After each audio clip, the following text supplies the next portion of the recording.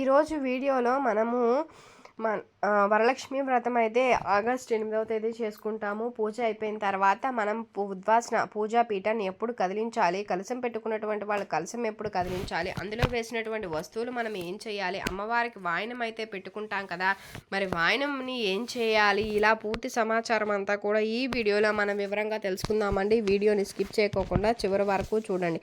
మనము శుక్రవారం రోజున ఉదయం కానీ సాయంత్రం కానీ మీ యొక్క అవకాశాన్ని బట్టి మీరు పూజ చేసుకుంటారు కదా. ఒకవేళ మీరు ఉదయం పూజ చేసుకున్నటువంటి వాళ్ళు సాయంత్రం కూడా దీపారాధన చేసి అమ్మవారి దగ్గర శక్తి కొలది మంత్రం చెప్పుకొని పూజ చేసుకోవచ్చండి. అయితే ఇప్పుడు ఉద్వాసన ఎప్పుడు చేసుకోవాలండి అంటే సాధారణంగా మనం శుక్రవారం ఇంటికి వచ్చిన ఆడపడుచులు కానీ లేకపోతే మన ఇంటికి వచ్చినా కూడా మనం శుక్రవారం రోజు పంపించాం కదా. అలానే ఏ వస్తువులు కూడా మనం శుక్రవారం రోజున ఎవ్వరికీ ఇవ్వం.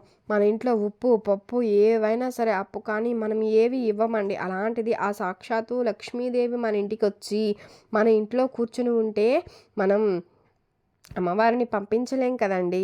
సో శుక్రవారం రోజున ఎట్టి పరిస్థితుల్లో ఉద్వాసన చెప్పకూడదు. మరి ఎప్పుడు చెప్పాలండి అంటే మనం ఒక్కరోజు నైట్ అమ్మవారు నిద్ర చేసిన తర్వాత శనివారం రోజున 10:30 లోపు మీరు ఎప్పుడైనా సరే ఉద్వాసన చెప్పుకోవాలండి. ఉద్వాసన ఎలా చేసుకోవాలంటే నార్మల్గా మీరు పూజ చేస్తారు కదా అమ్మవారి దగ్గర, పుష్పాలు మాత్రమే మీరు మార్చి అమ్మవారి దగ్గర దీపారాధన అనేది చేసుకోవాలి. ఇప్పుడు కలశం అనేది పెట్టుకుంటారు కదా, కలశం దగ్గర పూజలు తాకాలి అంటే పడిపోతుందేమని చెప్పేసి భయపడిపోతుంటారు. ఒకవేళ మీరు పెద్ద మాల కనుక వేస్తే ఆ మాలను అలానే పెట్టేసి అమ్మవారి దగ్గర చిన్న చిన్న పుష్పాలతో మీరు పూజ చేసుకుంటారు కదా, వాటిని మాత్రం తీసుకుని ఏదైనా సరే ఒక ప్లేట్లో పెట్టుకోండి. ఇట్లా మీరు పుష్పాలన్నింటినీ కూడా తీసుకుని మళ్ళీ కొత్తగా మీరు పుష్పాలు పెట్టుకుని దీపారాధన ఒత్తులు అయితే చేసుకుని మళ్ళీ దీపారాధన అనేది చేసుకోవాలండి. దీపారాధన చేసుకున్న తర్వాత ఒకవేళ పూజలు మంత్రాలు షోడశోపచారాలు పంచోపచారాలు ఇవన్నీ చేసుకోవాలి అంటే చేసుకోవచ్చు. కనకదార స్తోత్రం అష్టోత్తరం ఇలాంటివన్నీ చేసుకోవచ్చండి. తర్వాత మీరు అమ్మవారికి దీపం కొండెక్కిన తర్వాత అప్పుడు అమ్మవారిని 3 సార్లు ఆ అమ్మవారి యొక్క పీఠాన్ని, అమ్మవారి ఫోటోకి పూజ చేసినట్లయితే అమ్మవారి ఫోటోను కానీ, కలశానికి పూజ చేస్తే కలశాన్ని కానీ మీరు 3 సార్లు కుడివైపు నుంచి ఎడమవైపుకి అమ్మవారిని కనిపించాలండి. కనిపించినప్పుడు మనం ఏ మంత్రం చెప్పాలండి అంటే అది కూడా తెలుసుకుందామండి. ఓం సహస్ర పరమాదేవి శతామూలా శతాంకురా సర్వజ్ఞం హర్తు మే పాపం దుర్వా దుషగ్ననాశిని జయదేవి నమస్తుభ్యం జయ భక్తవరప్రదే జయశంకర వామాంగి మంగళే సర్వమంగళే. ఓం యజ్ఞేన యజ్ఞమయంత దేవాస్తాని ధర్మాని ప్రథమాన్యసాం దేహనాటకం మహిమానస నజంతే యత్ర పూర్వేషు యద్ సంతి దేవః శోభనార్థం పునరాగమనాయ చ అని చెప్పేసి మనం ఈ మంత్రాన్ని చెప్పుకుంటూ ఆ అమ్మవారిని 3 సార్లు కదిలించుకోవాలండి. ఇట్లా చేసిన తర్వాత ఏంటంటే మనం ఇప్పుడు కలశం పెట్టుకున్నటువంటి వాళ్ళు ఎలా మీరు కదిలించుకున్న తర్వాత ఐటమ్స్ చేంజ్ చేయాలి అంటే ముందుగా మీరు అమ్మవారి కలశం వేసిన వస్తువులన్నీ కూడా ఒక్కొక్కటిగా తీసి ఒక ప్లేట్లో కానీ లేకపోతే ఒక మంచి వస్త్రంలో కానీ పెట్టాలి. తర్వాత కలశంలో ఉన్నటువంటి నీళ్లు ఉంటాయి కదా, ఆ నీటిని మీరు ఇల్లంతా సంప్రోక్షణ చెయ్యండి. ఇంకా మిగిలిన వాటర్ ఉంటే మీ ఇంట్లో తులసి చెట్టు ఉంటుంది కాబట్టి ఆ తులసి చెట్టు దగ్గర కానీ మీ ఆ నీళ్లను పోసి ఆ వస్తువులు కూడా మీరు జాగ్రత్తగా తీసుకుని మీరు ఏ వస్తువులు వేసి ఉంటే అన్నీ కూడా మన మంగళకరమైన వస్తువులే వేస్తాం కదా.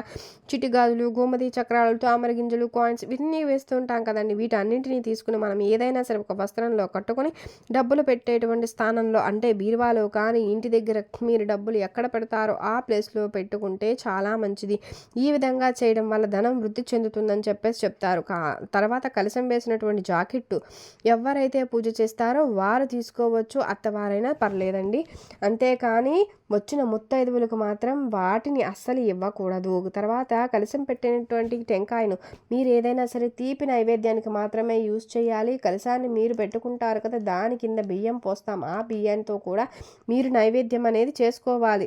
ఒకవేళ మీరు నైవేద్యం చేసుకోలేరు అనుకుంటే ఆ బియ్యాన్ని పక్షులకు ఆహారంగా వేసినా కూడా మీకు మంచి జరుగుతుంది. తర్వాత కలశానికి మనం కంకణం అయితే కట్టుకుంటాం, కంకణం కడతాం. మరికొంతమంది కలశం పెట్టుకున్నటువంటి వాళ్ళు తెల్ల దారంతో చుట్టుకొని కలశానికి పూజ చేస్తారు. ఈ దారాన్ని కలశం కట్టినటువంటి తోరాన్ని మనం ఏం చేయాలండి అంటే, మనం ఏదైనా సరే పారే నీటిలో వేయాలి. అంతేకాని ఎక్కడ ఎవరు తొక్కని ప్లేస్‌లో అయితే వేసుకోవాలి. అంతేకాని మీరు ఎక్కడ పడితే అక్కడ చేయకూడదండి. ఎందుకంటే సాక్షాత్తు మనం ఆ అమ్మవారిని ఆహ్వానించి అమ్మవారి రూపంతో పూజించుకుంటున్నాం కాబట్టి ఎలాంటి చెడ్డ పనులు మనం చేయరాదు. పారే నీటిలో వేస్తే చాలా మంచిదండి. తర్వాత మీరు అమ్మవారికి పెట్టినటువంటి నాగాలు ఇవన్నీ కూడా ఇంటిలో మనం యూజ్ చేసుకోవచ్చు. తర్వాత కలశానికి మనం పువ్వులనేవి పెట్టుకుంటూ ఉంటాం కదా! ఈ పువ్వులన్నింటిని కూడా మనం తొక్కకూడదు. తొక్కకపోయినా పారే నీటిలో వేయండి. ఎవరు తొక్కని ప్లేస్‌లో అయితే ఈ పువ్వులను వేసేసుకోవాలి. ఇట్లా అయితే మనం కలశంలోని వస్తువులు ఈ విధమైనటువంటి పద్ధతుల్లో మనం తర్వాత వస్తువుల్ని ఈ విధంగా అయితే చేసుకోవాల్సి ఉంటుంది. తర్వాత తోరమండి. అమ్మవారికి వాయనంలో పెడతాం. మనం కూడా తోరం కట్టుకుని ఉంటాం కదా! మరి చాలామంది శనివారం రోజు రెండవ రోజు కదా! మరి ఈరోజు ఈ తోరం తీయొచ్చా అంటే పర్లేదండి తీయొచ్చు. మీరు ఉద్యాపనం చెప్పేసిన తర్వాత ఆ తోరం అయితే తీసేసి మీరు ఎవరు తొక్కని ప్లేస్‌లో కానీ, పారే నీటిలో కానీ వేసేయాలి. అమ్మవారికి పెట్టిన తోరము అలానే చెయ్యాలి. మనది కూడా ఈ సామాన్లన్నీ కూడా పుష్పాలు, కలశం కట్టిన కంకణము ఇవన్నీ కూడా ఒక ప్లేట్‌లో పెట్టుకుని కవర్‌లో పెట్టుకుని టెంపుల్‌కి వెళ్ళినప్పుడు అక్కడ నీళ్ళల్లో వదిలేయడం, తీర్థయాత్రలకు వెళ్ళినప్పుడు కోనేరులో కానీ, సముద్రం, నదుల్లో ఇట్లా మీకు ఏది వెసులుబాటు ఉంటే దాంట్లో చేసుకోండి. అమ్మవారికి వాయనం ఇస్తారు. మీ శక్తి కొలది మీరు వాయనం అయితే ఇస్తారు. కొంతమంది జాకెట్, చీర, నిండు వాయనం కానీ ఇట్లా అన్నీ పెట్టుకుంటుంటారు కదా! మరి వీటిని ఏం చేయాలండి అంటే కుదిరిన వారు ఈ వాయన వస్తువులు కానీ వాయనంలో పెట్టినవైనా సరే మ్యాక్సిమం మీరే తీసుకోండి. లేదు అనుకుంటే మీరు ఏదైనా సరే దేవాలయానికి వెళ్ళి ఆ దేవాలయంలో ఇచ్చేసుకోవచ్చు. అలా చేసుకుంటే మంచిదండి.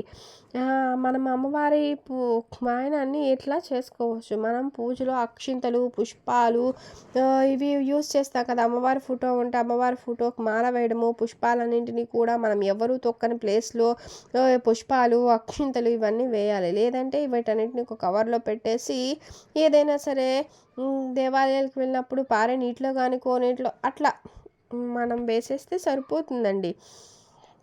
అమ్మవారి పూజ మొత్తం మనం పెట్టుకుంటాం కదా! అక్కడ ఆ ప్లేస్‌లో మాత్రం చీపిరి కట్టతో చేయకూడదు. ఎట్టి పరిస్థితిలోనూ చేయకూడదండి. అమ్మవారి దగ్గర పెట్టాం కాబట్టి ఆ ప్లేస్ అనేది చాలా పవిత్రంగా చూసుకోవాలి. సో, మీరు ఏదైనా సరే తడి గుడ్డతో క్లీన్ చేసేసుకొని చేసుకోవాలి. తర్వాత మీరు ఖచ్చితంగా మీకు వీడియో యూజ్ అవుతుంది అనుకుంటున్నానండి. వీడియో నచ్చినట్లయితే లైక్ చేయండి, షేర్ చేయండి, సబ్స్క్రైబ్ చేయడం మర్చిపోకండి. కొత్తగా వాచ్ చేస్తున్నట్లయితే thank you for watching. Thank you so much.